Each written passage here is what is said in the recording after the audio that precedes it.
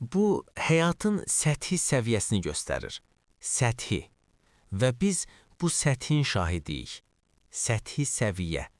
Təxminən 3000 il əvvəl alimlər ağacın nə olduğu, metalın nə olduğu, əslində nə olduğu ilə maraqlanmağa başladılar. Və onlar maddəni öyrənməyə başladılar. Bu tərəfdə maddə, o tərəfdə isə ağıl var. Ağıl və maddə.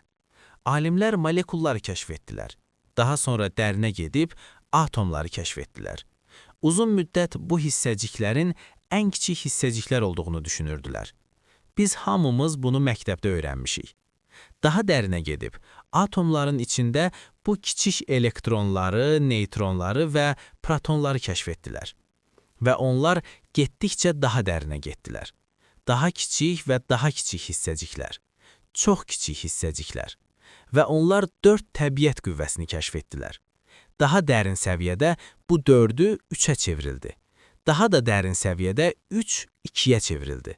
Sonra, təxminən 30 il əvvəl müasir kvant fizikası vahid bir sahə, bütün hissəciklərin və materiyanın bütün qüvvələrinin, bütün kainatın birliyini kəşf etdi.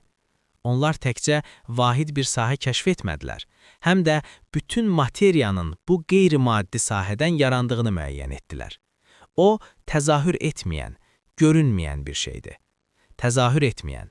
Amma təzahür edən hər şey, maddi olan hər şey ondan yaranır. Hər maddi olan bu sahədən, bu birlikdən yaranıb. Alimlər onun mövcudluğunu bilirlər, amma ora çatmaq mümkün deyil. O təzahür etmir. Ona çatmaq mümkün deyil.